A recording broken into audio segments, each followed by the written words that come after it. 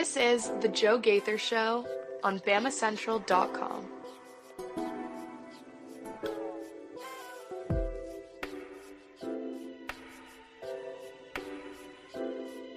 Good afternoon, Tuscaloosa, Internet World, West Alabama. How we doing today on this Thursday? This is the Joe Gaither Show on Bama Central and BamaCentral.com. Thank you so much for checking us out on the Bama Central YouTube channel. Thanks for watching us on my own social media machines at Joe Gaither 6 on your favorite social media machine, Facebook, Twitter, or YouTube. Or maybe you're listening to us on the Joe Gaither Show on Bama Central on Spotify, Apple Podcast, or Amazon. We appreciate whatever way you're checking us out today, as Alabama is 2 days away from kicking it off against Western Kentucky. And so what we are going to do today is first get excited about the weekend ahead, as week number 1 is right upon us.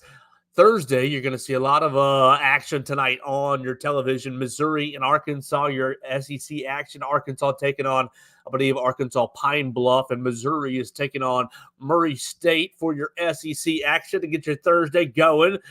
But we are going to talk about the positional rotations that you're going to be looking at on Saturday, what you're going to be looking for on Saturday as a smart fan, who you're going to be looking for to impress, and kind of how you're going to be making your judgments on Saturday with a couple of position battles as it stands this weekend. So we're going to talk about that. We're going to replay an interview that we did on Tuesday with Jake McMahon from the from the Western Kentucky Herald. This is a sports department right there. He's a student reporter, so it was a shorter interview, and it was focused obviously on the Hilltoppers. We'll play that, and then we will talk about we'll talk about some NCAA rules that got changed or are getting changed. There's one that's getting proposed to be changed and one that has been changed. Talking about eligibility and talking about the transfer portal, and then we'll wrap up talking about the last time that Kane Wommack played Western Kentucky. So lots to get into as it's Western Kentucky week. We invite you to jump in and join us on the social media machines, giving us a like, giving us a follow, a comment. You can leave your comment, question, query, or complaint right there at the social media machines at Joe Gaither 6. Let's open up the show. Before we do it, we'll tell you about our friend Derek Daniel. You can call him at 205-758-3391. Derek Daniel, State Farm Insurance, like a good neighbor. Derek Daniel is there. He's got great representatives with Red, Reese, and Victoria. They'll be happy to talk to you about your home life on auto insurance needs. You need to make sure that your auto insurance is up to date. You need to make sure that you're properly covered, especially right here in Tuscaloosa with all of these different drivers from different parts of the country coming together. It sometimes makes it tough on the road. So make sure you are properly covered. Call Derek Daniel and State Farm today at 205-758-3391. You can visit them if you want to at 4604 Highway 69 North in Northport, Alabama, 35473, just about a mile off of McFarland Boulevard, right here in Northport, right close to my house. You go right off McFarland Boulevard. It's right past the Tiger Rock on your left. Give them a call at 205-758-3391 or visit him online at agentderekdaniel.com. We appreciate Derek for sponsoring the program. What are we going to do today? We are going to talk about positions to watch in Bryant-Denny Stadium on Saturday. And we're going to piece together what we have heard. We spent Monday in the Naylor Stone Media Room hearing from offensive coordinator Nick Sheridan, defensive coordinator Kane Wommack, and head coach Kalen DeBoer. And Tuesday, we got to spend some time in the facilities, hanging out with the offensive and defensive captains and a couple of specialists. We heard from Nealon Hibbett. We heard from James Burnham. We heard from Malachi Moore and Deontay Lawson. We heard from Tyler Booker and Jalen Milroe. All those can be seen on the Bama Central YouTube channel. And then yesterday, Wednesday, we were back in the facility, and we heard from several assistant coaches. We heard from tight ends coach Brian Ellis.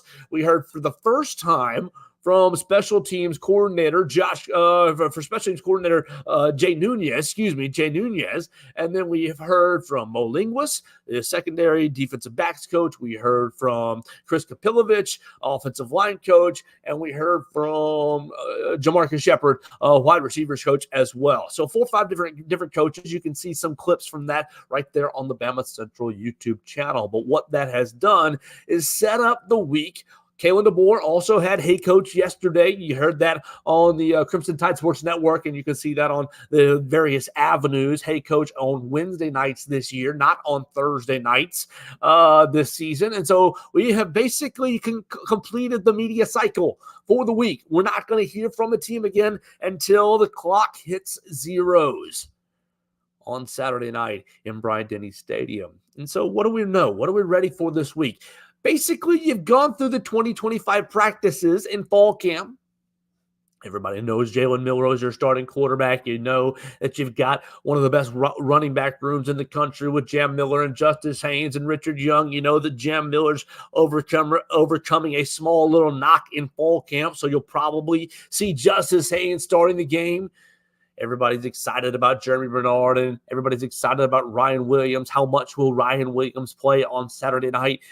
Really, we're going to talk about several positions and what Coach Kalen DeBoer and what Kane Wommack and Jamarcus Shepard have let on. We're going to talk about right tackle, wide receiver, defensive back, and kicker, because we heard from Jay Nunez for the first time. All right, let's start with wide receiver, because that seems like a decent place to start. Wide receiver. Everybody wants to see what Ryan Williams will do on Saturday night in Bryant-Denny Stadium. And we heard from Jamarcus Shepard yesterday. Our friend Katie Wyndham, BamaCentral.com, asked Jamarcus Shepard if Saturday will be more of an opportunity to trim down the rotation, or if there will be kind of a free-for-all, if there will be if there will be a strong rotation. And remember, that's kind of one thing that I asked Kalen DeBoer at SEC Media Days. Will Alabama use its depth, use its we've been recruiting at a high level, get guys onto the field, outrun defenses, overrun defenses, and really, Jamarcus Shepard played coy. It's very interesting. You're getting a very coy response from the position coaches very often, now that we've gotten into a little bit of rhythm here with the assistant coaches and with the head coaches. They're doing a good job giving stuff, talking about their players without giving away schematics. They do a lot of deferring to Kalen DeBoer. Jamarcus Shepard yesterday saying, I don't know who's going to play tomorrow. I don't know who's going to play, Saturday. And coach, come on, you know who's going to play. You know some of the players that are going to play. We obviously know Jeremy Bernard. Jeremy Bernard and Kendrick Law are going to get a lot of action as your ones. We know Kobe Prentice is going to be sitting right there when you go 3 wide and is going to get a lot of opportunities himself. We know Emmanuel Henderson's right there. We know Ryan Williams is right there. Coach Kalen DeBoer responding to the same question on the SEC coaches teleconference. Coach, what the wide receiver rotation going to look like? And he was not as coy. He said, I think that we're going to play 5 to 7 wide receivers. I'm not keeping count. He said, I wouldn't put a number on it, but I feel good about 5 to 7. So we're just naming them right there. We already hit Jeremy Bernard as 1. We heard Kendrick Law is 2. We hit Kobe Prentice is 3. Emmanuel Henderson is 4. Ryan Williams is 5. Cole Adams is 6. Here we go. We need to find 3 more. Who are you looking for? You're looking for, I'm missing Rico Scott. Will he get some action? Has he recovered from what seems like he got a concussion in one of his earlier fall practices? Will it be Caleb Odom? There's somebody obvious that I'm missing. Why don't you pull up the depth chart, Joe, so that you don't look like a fool? BamaCentral depth chart, because I have done the depth chart 2 or 3 different times. Central depth chart. Yeah, perfect. Right there. That's what I wanted.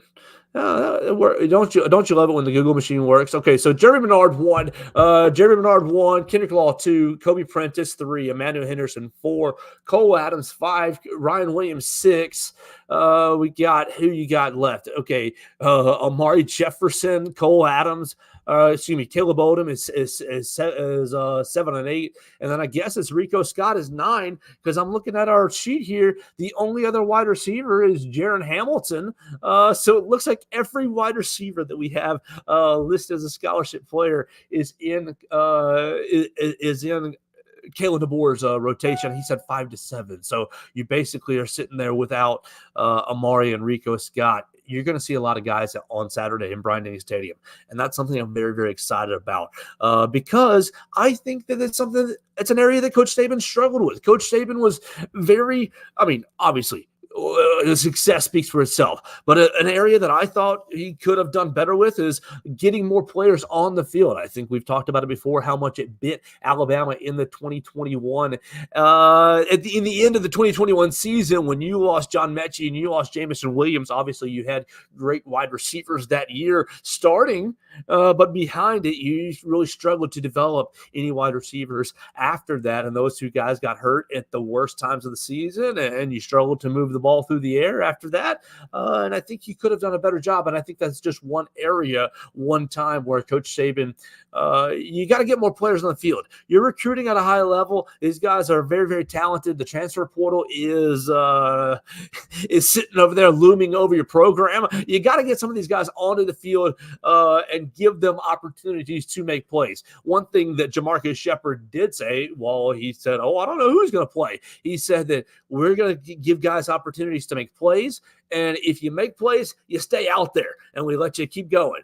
If you don't make plays, and he did this yanking motion for anybody who's listening and not watching, he said, you're going to be sitting here watching with me, and where you're going to see this motion and you're going to know that means come over and watch with me. So I think that you're going to see guys, not necessarily a hot hand approach, but I think you're going to see a heavy rotation on Saturday night in Bryant-Denny Stadium at the wide receiver position. Obviously, Jeremy Menard, Kendrick Law, and Kobe Prentice will get the lion's share of the work, but I think that you're going to see a lot of Ryan Williams and Kobe Prentice, a lot of Cole Adams, a lot of Emmanuel Henderson sitting there backing them up, giving those guys a chance to make plays and seeing what they can do.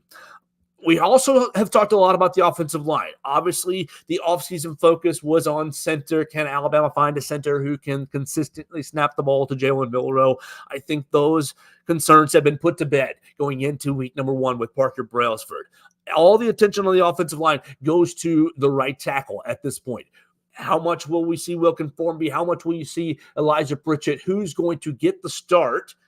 I think it's been pretty obvious right now through fall camp that Wilkin Formby is in line to get the start. How much will he play? Will he play one series? Will it go series for series, he and Elijah Pritchett? Or will it be 2 series to 1, 2-to-1 ratio? What will be the rotation at right tackle? It's been pretty consistent during the media viewing periods that Wilkin Formby is the starting right tackle. But I remind you, we are only seeing that 20, 25 minutes or so during practice of 8 of the 20 or so practices.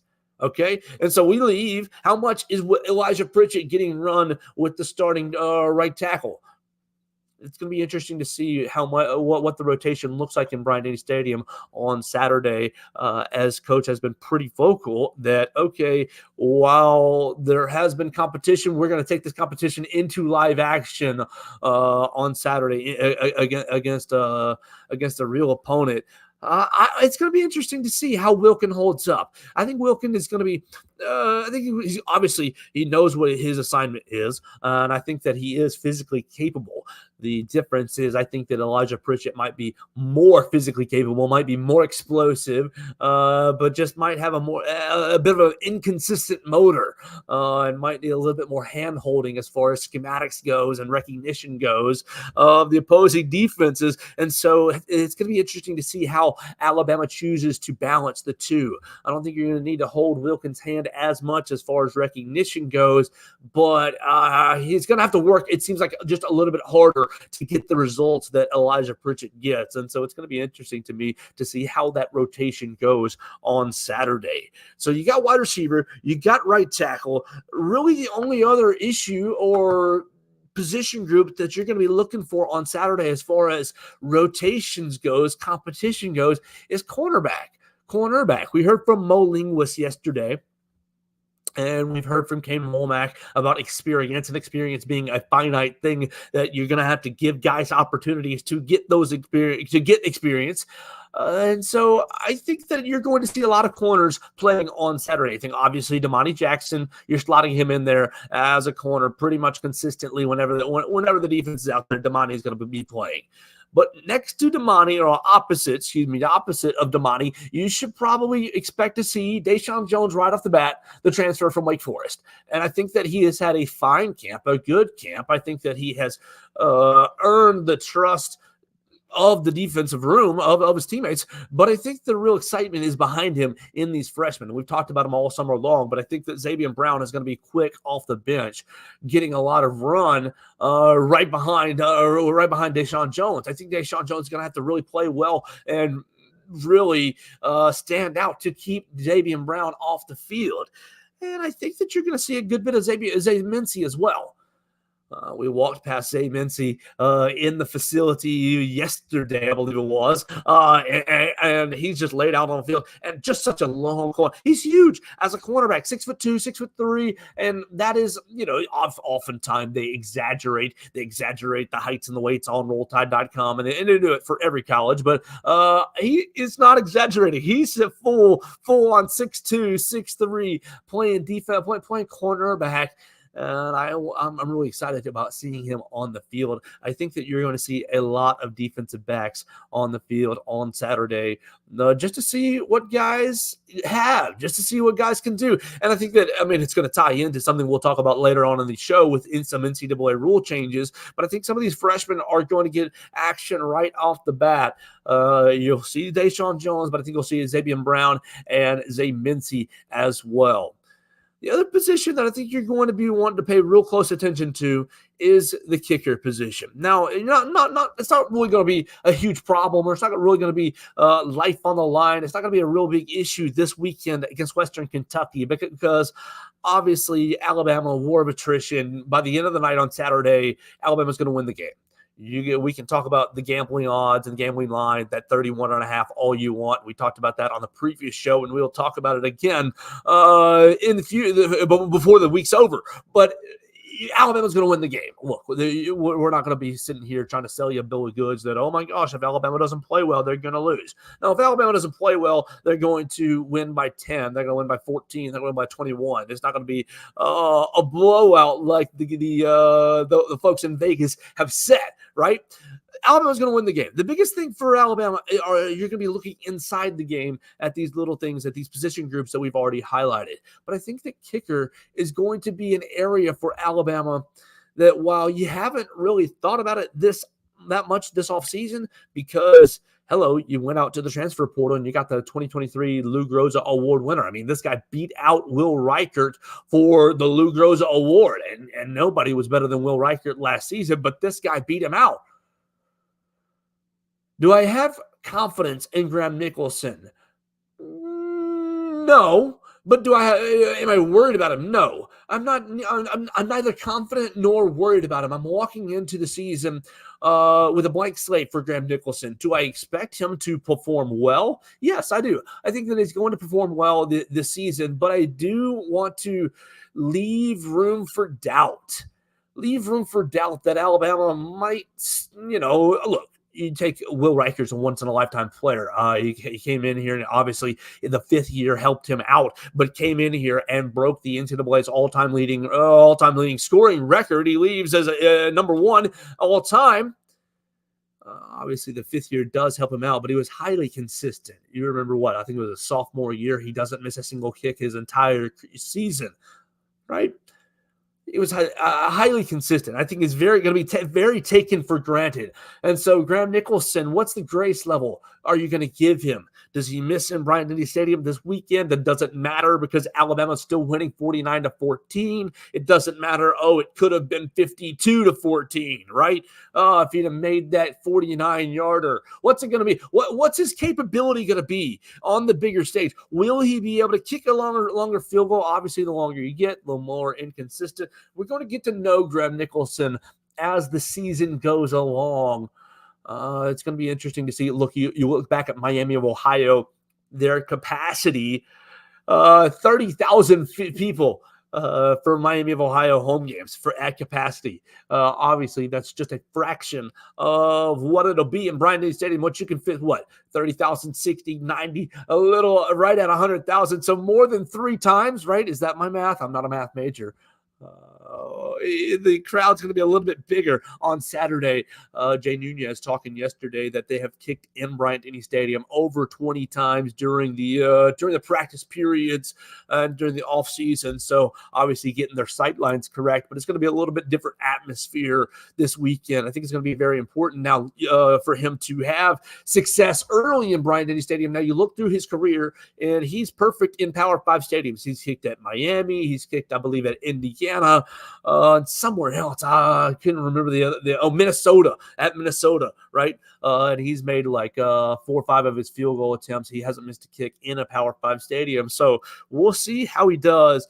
But those are the position groups that I'm going to be really having my eye on. Obviously, I will enjoy watching the defensive line. I will enjoy watching the linebackers. I think that they're going to be a lot of fun getting after some people on Saturday. I'm going to really, really enjoy the running backs. I think you're going to have a lot of fun watching them kind of show off what they can do on Saturday. I think it's going to be an offensive explosion on Saturday. We'll get into that a little bit more in the next little bit of the show. What we're going to do next is turn it over. We're going to replay our interview from Tuesday. We did this on our live streams. We did not put this up on BamaCentral's YouTube channel yet or on the podcast platforms. We did this on our live streams. I didn't really feel good about it because I wanted it to be longer. I wanted it to be more in-depth about Western Kentucky. But we had Jack McMahon on, a student reporter from Western Kentucky Sports Herald, Western Kentucky Herald, the sports department from the Western Kentucky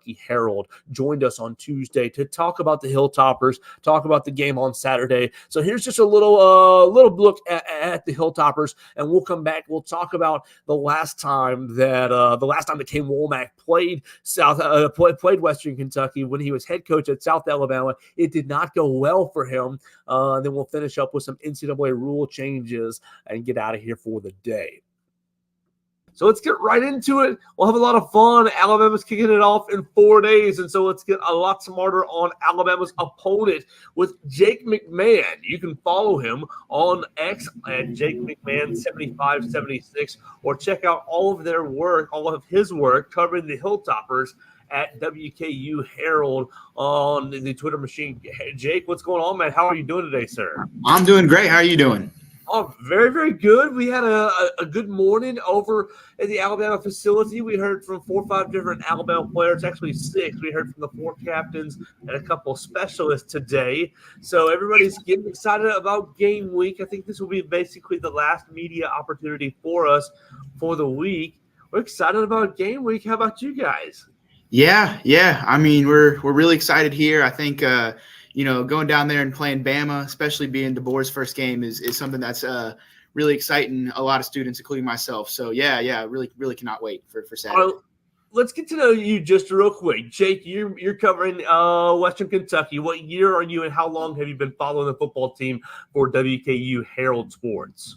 So I'm a junior, and last year, my sophomore year, I was the football beat reporter for the website, and this year I'm taking over the editing position. So I'm still doing a bit of writing for the football team, but not as much as I have been. But still covering them quite a bit. So. All right, so you are a Tyson Helton expert if there ever is one, and we appreciate you jumping on and joining us. What's the buzz around Western Kentucky? Because we see TJ Finley being named starting quarterback, and we're familiar with him from an Alabama standpoint. You see a lot of weapons on the outside. You obviously see good numbers. Tyson Helton winning 8 games or more basically every year. Yeah, every year in his tenure. This is year number 6. We're going to bowl games. What's the buzz around Western Kentucky going into 2024? I think it's just a lot of the sort of same old kind of thing. This is a team that throws the ball a lot and scores a lot of points, and I fully expect that this year. I know we've had Bailey Zappi and Austin Reed in the past who, I know Zappi just got released by the Patriots today, but he had some success in the NFL, and Reed is with the Bears organization right now. And I truly think it's going to be the same with TJ Finley. I think he's got one of the best arms in college football. And, he was, I think, 17th in yards last year at Texas State. And I would say he's coming in this season playing not as good composition as he did last year with Texas State. So I think there's a lot of buzz around there. Obviously, maybe a little bit of a worry with the new face there, and also the loss of Malachi Corley, who was I believe a third-round pick by the Jets this past year, who was maybe one of the best weapons Western's seen in program's history. But I think it's a pretty exciting year. Kennesaw State joins the conference this year, so I think there's a lot of excitement, a lot of buzz down here.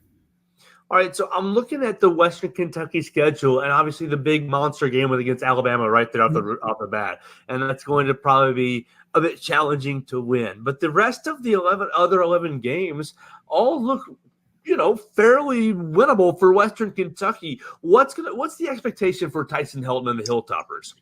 I'm not 100% sure what my full expectation is. I think last year going into the year, it was a conference championship or bust. And, the 8 wins and a really good bowl game win, and it was a really good end, but they didn't even make the conference championship game. It was Liberty and New Mexico State who took those spots. And now I think the expectation is maybe dropped to a CUSA championship game appearance, because I'll be honest, I'm not sure how Western against Liberty. I mean, this is Liberty's conference now, and it'll continue to be. So I think the expectations are, to almost run the conference schedule with a loss against Liberty.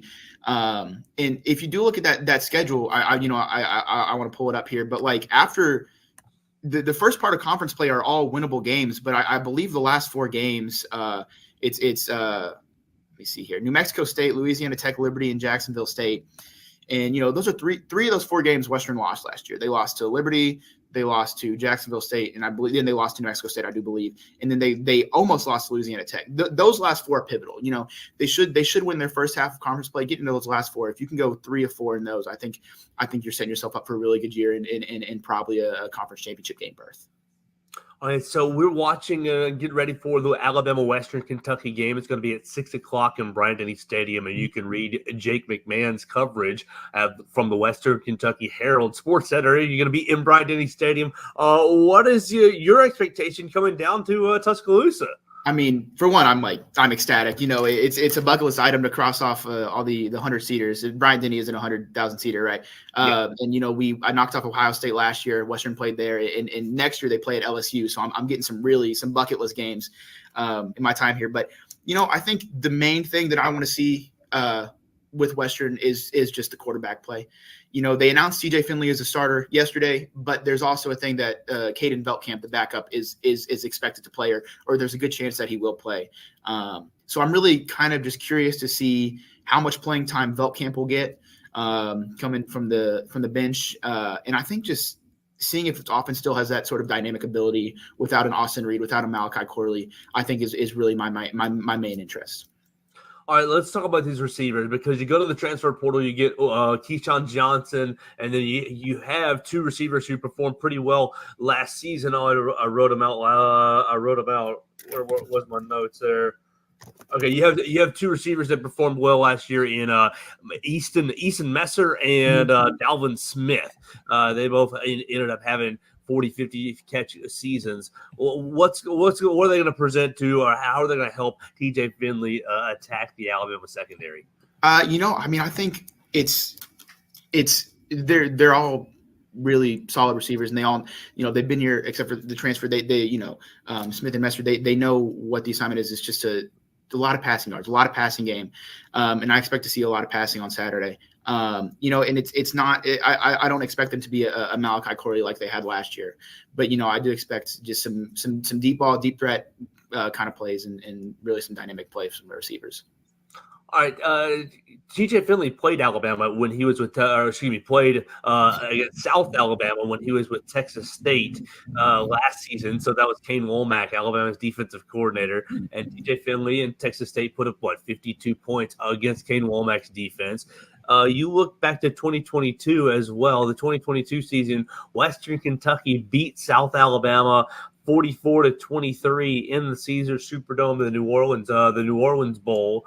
What do you think has been the key for Western Kentucky? I mean, at least in that bowl game, to going up against this Kane Wommack defense. Alabama's biggest question mark right now is the defense. How how will they be able to utilize maybe a game plan or something that that Tyson Helton does to get after the Kane Wommack defense?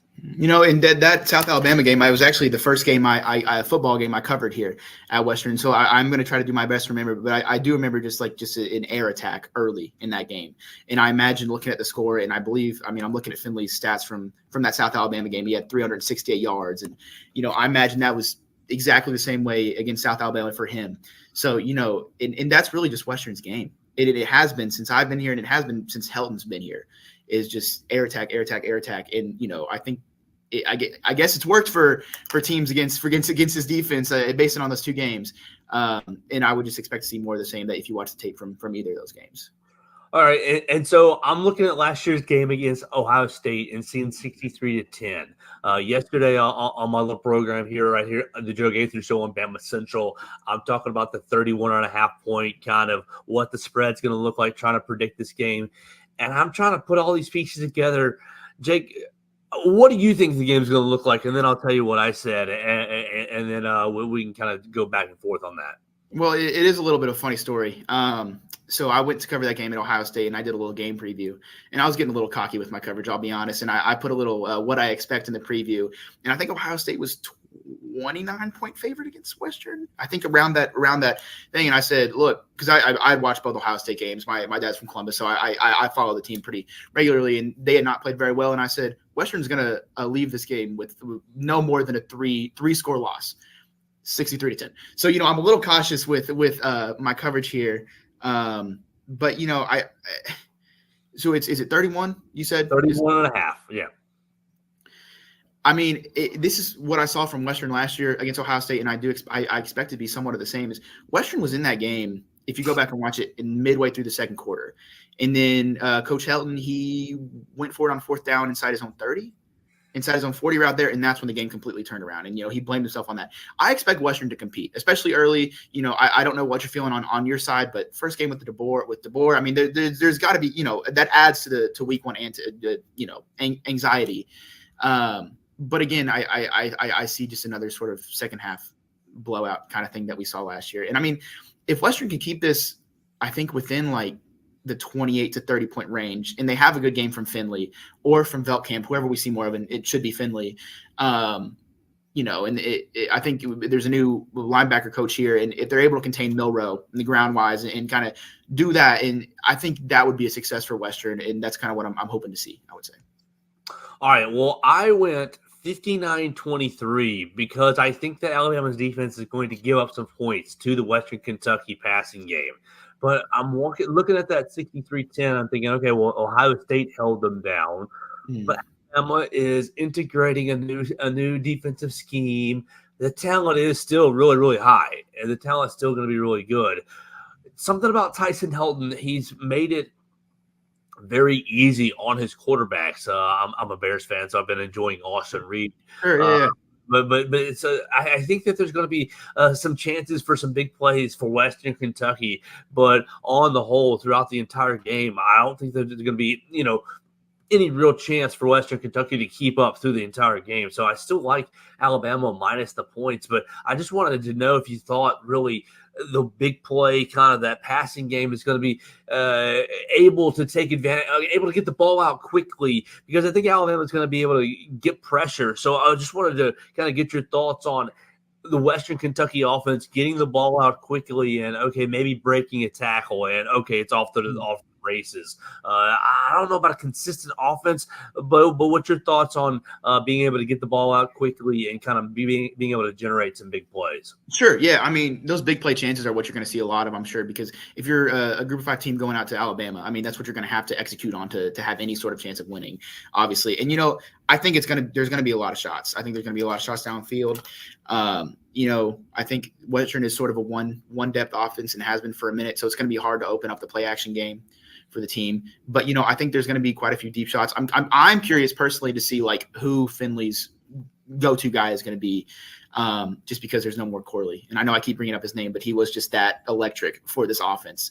But, I'm sure we'll see quite a few shots taken, and I'm sort of excited to see if they're able to execute against Bama's new defense. All right. Well, he's Jake McMahon, and he writes for WKU Herald Sports. Jake, I appreciate your time, man. We'll see you in Bryant-Denny Stadium. Awesome. Thank you so much. Yes, sir. All right.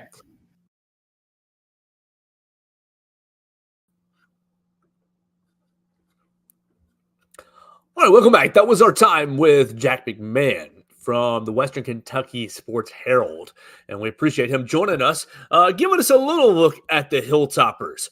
Before we continue the program, though, I want to tell you about my friends at Purple Turtle Roofing. They're the most reliable residential roof replacement company in Alabama and Mississippi. Whether it's addressing leaks, storm damage, or general wear and tear, Purple Turtle Roofing is going to be there to deliver exceptional roof repair for your property. Purple Turtle Roofing is the leading expert in local residential roofing solutions, specializing in providing unparalleled service and quality craftsmanship for all your roof replacement needs. Call Dustin and his team today at 877-PT-ROOF-5 for a free roof inspection. That's 877-787-6635 to schedule your appointment, and one of their qualified employees will come check out your roof for free, and they're going to make sure that you're prepared for any and all of life's storms. Check them out online at www.roofturtle.com. We appreciate Dustin Foley and his team for sponsoring the program. Check out Purple Turtle Roofing for all of your roofing needs. Goodness gracious, we appreciate all of our sponsors, Purple Turtle Roofing and Daniel State Farm and Druid City Music Hall, for sponsoring the Joe Gaither Show. And you can sponsor the show, but just jump at us in the DMs at Joe Gaither 6. We're going to finish the show with two topics. We're going to talk about two NCAA rules that are on the horizon, one that has passed and one that has been talked about. Kane Wommack and his 2022 game against Western Kentucky when he was at South Alabama. So let's talk about, let's keep it on the football side before we get into rules. Let's talk about Kane Wommack. Let's take you back to, what is this, December of 2022, right? The end of the 2022 regular season, December 21st, 2022, Western Kentucky against South Alabama. Kane Wommack, your Alabama defensive coordinator, then head coach of South Alabama, against Western Kentucky, Tyson Helton, the current head coach of Western Kentucky, then the Western Kentucky head coach, taking on, oh my gosh, the South Alabama Jaguars in the R&L Carriers New Orleans Bowl. So if you haven't looked at this yet, I don't blame you. You're not as deep in the weeds as I am, and that is A-okay. But Tyson Helton took our boy Kane Wommack to the woodshed, winning 44-23 on the back of Austin Reed. Now, Austin Reed is not there anymore. Obviously, Austin Reed is with my Chicago Bears quarterback. He was cut and was picked back up on the practice squad. So he was undrafted free agent last spring out of Western Kentucky.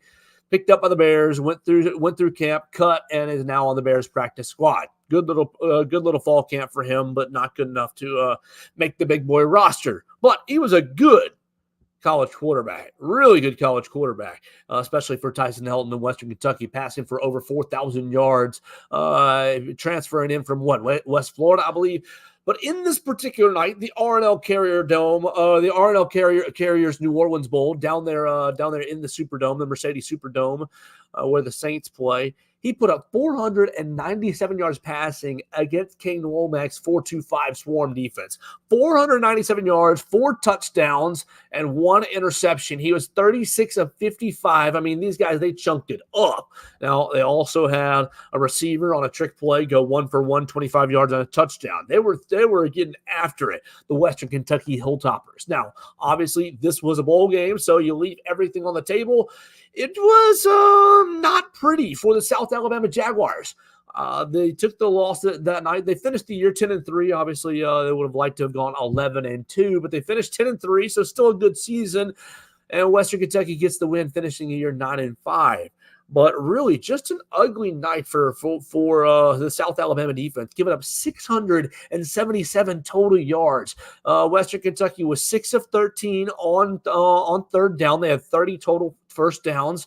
They went 9.3 yards per pass. They had 155 yards on the ground, so they're getting after it on the ground, picking and choosing when they would go to the ground game. 6 yards per rush. Only seven penalties, for Western Kentucky that night for 70 yards. South Alabama played disciplined that night. 3 penalties for them. But South Alabama's 2 turnovers to Western Kentucky's 1, and it just was not a pretty night. Western Kentucky got up to what, a 24-point lead? Is that what that is? Is that what that math is? They were up 14-0, and then they went 17 more points, so that's 21. That's 21 and 10, 31-3. They were up 31-3 at halftime, and just really put it all on them in the first half, finishing the game at 13-20. They lost the second half 13-20, but they were up so big that they just cruised to victory. Austin Reed just having himself a night. And so what does it mean? How can you take anything from it? It was 2 years ago. It was 20 months ago, over 2 years, or almost 2 years ago now on the calendar. Obviously, Austin Reed is in the NFL, as we noted. They've got a new quarterback in TJ Finley. The offensive coordinator has kind of moved on a little bit from that point. They've still got Tyson Helton. The only receiver in that game for Western Kentucky that did any damage was Dalvin Smith, and Dalvin Smith is playing in this game on Saturday for Western Kentucky. He had 6 catches for 145 yards and a touchdown against South Alabama,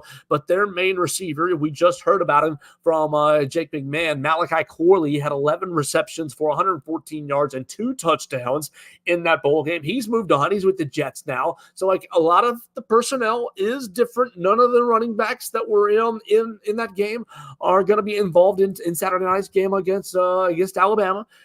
It's just a little bit of a schematic feel. Austin Reed was able to get down the field really efficiently. Now, obviously, the athletes are much different. We got to keep that in perspective. Alabama's not rolling out there, and no disrespect to the Jaguars, but is not rolling out there with the Jaguars athletes. The athletes, Western Kentucky got down the field pretty efficiently. Austin Reed pushed the ball down the field pretty well. There was a nice little mix-up of quick screens and quick passes, and they kept them off balance with the running game. Obviously, the focus was the passing game with 50-something passes for Austin Reed. And so they got after the 4-2-5. Do I expect Alabama to give up 44 points on Saturday in Bryant Day Stadium? No, I don't.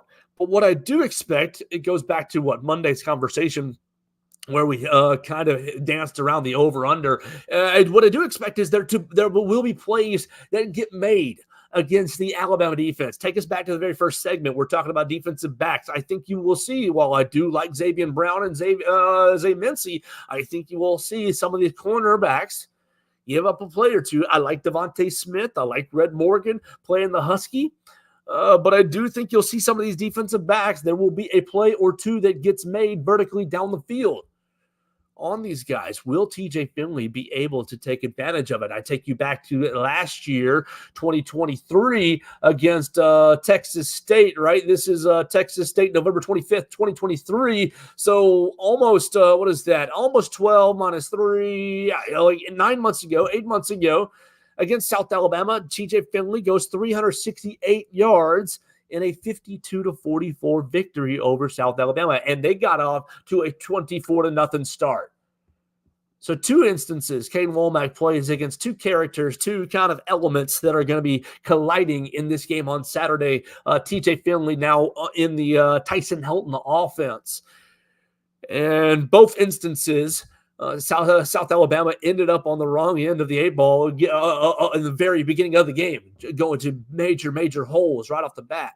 I wasn't able to find really the entire game for Texas State versus South Alabama, just the highlights, and TJ Finley was getting after it in the passing game. Wasn't able to tell really in just the 3 or 4 or 5 highlights how the game went if they were able to go vertically down the field and utilize quick passes and quick screens like Western Kentucky was able to in the New Orleans Bowl the year prior. But it's going to be something that Alabama's going to have to watch out for on Saturday. Do I think that it means that Alabama loses? Absolutely not. Not a chance. Zero chance, sir. But I do think that will be plays to be made. It does play into my feeling that the over is going to be the play. I think that Alabama's offense is going to be electric. I think that if you're an Alabama fan watching the game, you're going to sit back and think, wow, the offense hasn't looked that good since Steve Sarkisian was calling it in 2020. Now, it's going to look different from that Steve Sarkisian offense, obviously with Mac Jones playing quarterback, but you're going to sit back and at the end of the night, if you're still awake, if you're still juiced up, what would that be, 9:30, 10 o'clock or so, when the clock hits zero, you're going to sit back and think, ooh, this offense could be something, and it can be something. I think this offense is going to be a lot of fun to watch. The problems you're going to be reflecting on, and you're going to think, oh, Alabama gave up some plays defensively. And I think the Western Kentucky, with TJ Finley, his experience playing college quarterback, obviously his days at LSU and Auburn are well documented. He kind of got off the radar at Texas State, but had a good year last year at Texas State. I think you combine his experience with Tyson Helton's offense and Tyson Helton's creativity. I think they're going to find some plays on Saturday night. Will it be enough to scare you? No. But it will be enough to probably, if you're an Alabama fan, annoy you. Absolutely. You'll probably walk away thinking, oh, man, this, that, and the other offense in the SEC is going to hang 50 on us. And I don't think that's going to be the case, but I do think there will be some plays that get made on this Alabama defense. Now, subsequently, you put on the tape. You got to be honest about it, Joe. South Alabama did make a lot of negative plays on the Western Kentucky offense. There was a lot of tackles for a loss. There was a lot of quarterback pressure on Austin Reed, but it was kind of feast or famine. When South Alabama wasn't making a play defensively, Austin Reed was doing the feasting, and then vice versa. So I think you're going to see a lot of that this year for Alabama's defense. I think Alabama's defense is going to make a lot of negative plays on Saturday.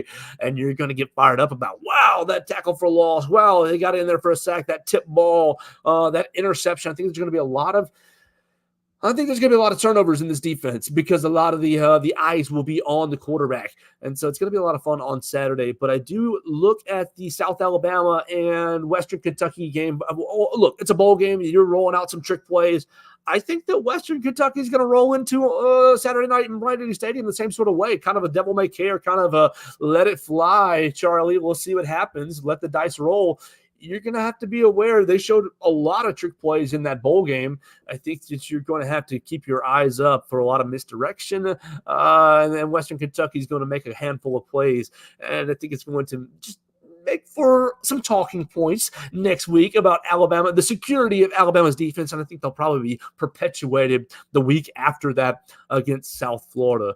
But no, I don't think Alabama's going to lose 44-23 like South Alabama did in that bowl game, or lose 52-44 like South Alabama did against Texas State last year. But I do think that that shows that there are going to be plays to be made against Alabama's defense schematically. Obviously, the talent of Alabama's defense is a lot better than what was at South Alabama the last two seasons.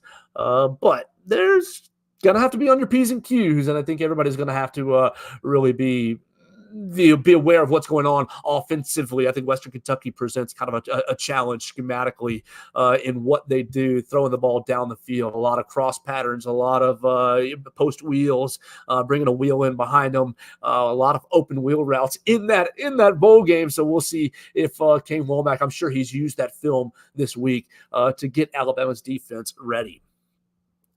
All right, let's talk about one more topic on today, and it involves the NCAA. Before we do that, I want to tell you about my friends at Druid City Music Hall. They're right down there on the Strip, the premier place for live music on the Strip. They've got acts going on tonight, Tucker Wetmore. They've got acts going on tomorrow, Knox, and then next week it's going to be Thursday, Friday again. With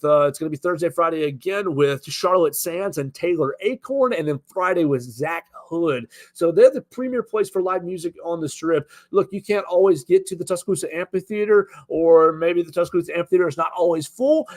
Druid City Music Hall is filling their stage week in and week out this fall semester with a huge Kaleidoscope Fall music series, and we appreciate them for being a part of the Joe Gaither Show as well. They are a great place to enjoy an evening. Obviously, being a part of the Strip is not always age-friendly for folks my age or older, but I think Druid City Music Hall is a great way to kind of be involved in the Strip, but not so much because it does present a much nicer environment, in my opinion, than some of the other college bars that are on the Strip. It's a great place to watch live music, enjoy a few drinks, great lighting, great sound, and it's a great place to enjoy the evening. So we appreciate Druid City Music Hall. You can check them out online at druidcitymusichall.com. Check out all their shows, /shows. Get your tickets right there online or right there at Will Call on the Strip.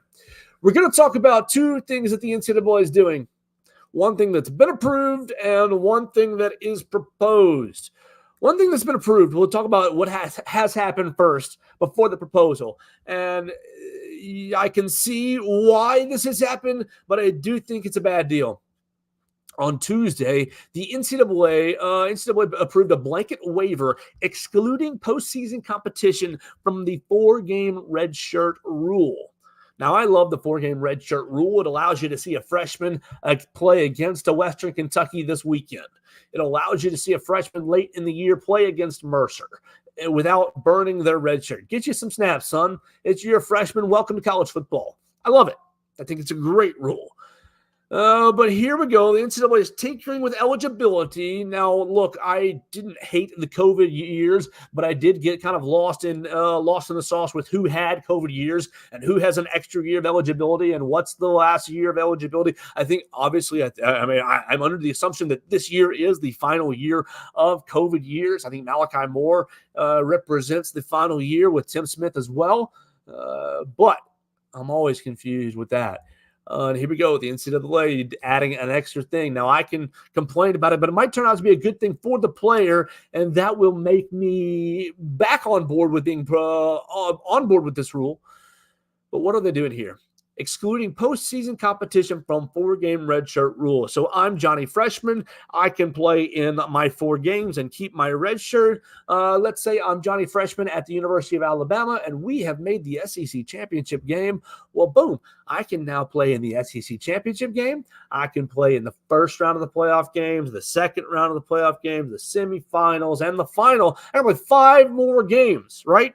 It doesn't have to be Alabama. I can be Johnny Freshman at Clemson. I can be Johnny Freshman at Ohio State or at Michigan, whatever your flavor is. I can now play in those 5 games without burning my red shirt. So now instead of 4 games of eligibility, 4 games of experience that I'm getting, I can play in 9 games while maintaining my red shirt year. Now, I don't know. I don't know about this. I don't know if it's a good rule. Now, why? Why are they doing it? It's very obvious. They're doing it because the season has been lengthened by however many games we just said, 5 by 4 games, right? You go adding rounds of the college football playoff. You've got to basically extend the roster. And here's a way we can extend the roster. We've already talked about extending the scholarship limit from 85 to 105. We're burning walk-ons. We're not doing walk-ons anymore, but we're expanding your roster to 105. And now you can utilize the bottom end of your roster in extra games. This gives a guy like Ryan Williams a lot of time to cook and marinate this year, and boom, you unleash him in an SEC championship game. That would be a lot of fun from a media standpoint, just a narrative standpoint. But I don't know how good this is for college football. I guess I'm going to have to sit with it or experience it for a year. My initial take is not good. My initial take is if you're playing that many games, then you've kind of defeated the point of a red shirt of sitting back and watching the games. But I guess you have sat back the whole year, kind of learned college through that first year. Now it's postseason. I don't know. I don't love it. I don't love it. But here's a rule that I absolutely hate. We're going to round you out here at about an hour, so only a couple of more minutes left. Here's a rule and a proposal that I absolutely hate, and it involves the college football transfer portal. Look, I am pro player. I know a lot of people do not like the transfer portal. I know if you control the transfer portal, you will control the NIL and the tampering. So there are parameters that need to be put around the transfer portal, but this parameter that has been proposed is a bad one. It's a bad one. The NCAA has proposed eliminating the spring transfer portal window. Under the proposal, the 30-day transfer portal window in December would become the lone opportunity for FBS and FCS players to enter their name in the transfer portal and seek a new school. The past 2 years, the transfer portal has also opened for a 15-day window in April. And so this is going to get decided. The Division I Council will meet in October to determine whether it will adopt the proposal. It also reduces the number of transfer portal days from 45 to 30. Now, I don't care about that. Reduce the number of days to 30. That's fine. But here's your problem. If approved, the change would take effect for this year. The December transfer portal will open the Monday after conference championship games and extend from December 9th through January 7th. Okay, roll it down. Players from teams who are competing in the expanded 12-team college football playoff or in the FCS playoffs will still get a 5-day exemption to enter the portal after their season has concluded. This is ridiculous. All right. I'm not against eliminating the spring transfer portal window. That's okay. That's fine. That'll simplify things and keep kids committed to their commitment and make you really think about things, I believe. But really, okay, that does mean you're only going to have this one transfer portal window, but the calendar makes no sense. What are you doing December 20, right smack in the middle of the calendar? December 21, first-round matchups.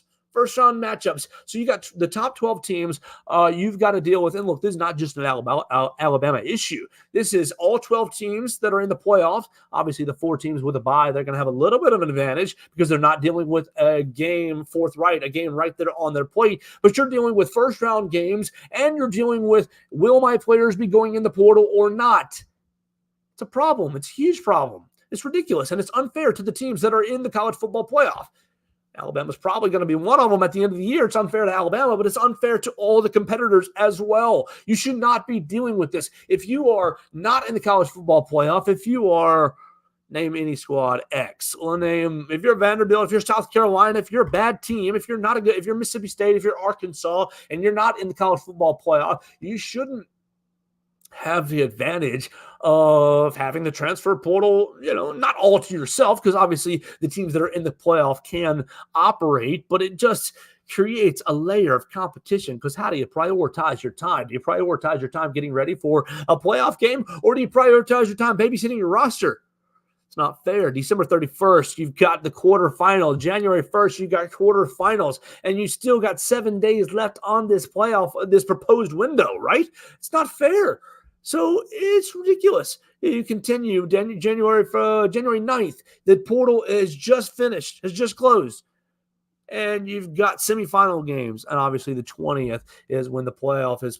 And so it also puts you at a disadvantage if you're in the playoff. Now I only get 5 days. I'm Johnny X. I'm a freshman on a playoff team, and our team got eliminated. And, man, I didn't really get the opportunity that I wanted this season, and I think I can have a better opportunity at school. Why? It doesn't matter. I only have 5 days to make that decision, whereas these other players have had 30 days. It's not fair on both ends. Just make it after. Look, the season's over January 20. You don't start spring practice right then and there. You still got, couple of months before spring ball starts. You go through February, March, April, right? Mid-April, May, right? Mid-April, right around spring break is when spring ball starts. So, boom, January 20, start your 30-day calendar. 30 days, everybody's in it. And obviously you put your exemptions in there for schools that have coaching changes later on. But the calendar's all messed up. You want to make it just one portal window? That's fine. That's A-okay. You want to whittle it down from 45 to 30 days? A-okay. No problem. But just put it right smack in the middle of the college football playoff calendar. You are doing yourself a disservice, college football. Not only are you doing it from a competitive standpoint, right? And from a standpoint of fairness to the kids, but think about your sport. What does the NFL do so well? The NFL does one major thing very, very well. Obviously, it's fun. It's great on Sundays, but it stays in the news year in, year out, month in, month out, week in, week out. There's always an event. Oh, free agency opening. Oh, the draft. Oh, mini camp. Oh, hard knock starting. Oh, camp starting. There's always something. There's almost never a month without an NFL event in it. And I'm not saying you do it for the clicks, but do it for the clicks. What are you doing in February? Obviously, you've got college basketball from an NCAA standpoint, getting ready for March Madness. But from a college football standpoint, maybe extend the season, extend the interest. You've just crowned a national champion, January 20, and boom, January 21, the college football playoff portal, the college football transfer portal opens for the next 30 days. I say you extend the interest of your sport and thus create a more level playing field for all the schools that are in the college football playoff portal. All right, we're going to get out of here for the day. We appreciate everybody who's watched us on the BamaCentral YouTube channel. We appreciate Jack McMahon joining us from the Western Kentucky Herald, the sports department. He's going to be down here at Bryant-Denny Stadium and watching the Hilltoppers maybe compete a little bit right there on Saban Field on week number 1 on Saturday. We appreciate him joining us right here on the program. You can always follow the show, The Joe Gaither Show, on BamaCentral, on Spotify, Apple Podcast, or on Amazon. We appreciate anybody who's subscribed, rated, or reviewed the show. Send the show to a friend. We'll be back tomorrow for the first edition of Football Friday of the season. We'll have Katie Wyndham. We'll have a lot of other friends, if we can find any other friends in the BamaCentral and the Walsh Friday Network. We'll talk all things football. We'll make some picks. Oh, man, I cannot wait. It'll be the first edition of Football Friday. As we get out of here for the day, we want to once again thank our friend Derek Daniel. Call him and his agents at 205-758-3391. Call Red, Reese, and Victoria right there at that number, 205-758-3391. All your home, life, and auto insurance needs. It's going to be a crazy driving weekend in Tuscaloosa with the home weekend, and I cannot wait for it. But you want to make sure that you have the proper insurance when you're driving into Tuscaloosa this weekend, because we're going to get overrun with over 100,000 people coming into town for the game, and it's going to be great. But you can call him, State Farm Insurance, 205-758-3391. Make sure that you have your comprehensive, your collision, all the coverages that you need for your brand new ride as you're coming in representing your Alabama fandom. We cannot wait to have you here in Tuscaloosa. Make sure you call Derek Daniel for all of your insurance needs at 205-758-3391. We'll be back tomorrow for the first edition of Football Friday right here on the Joe Gaither Show on BamaCentral and BamaCentral.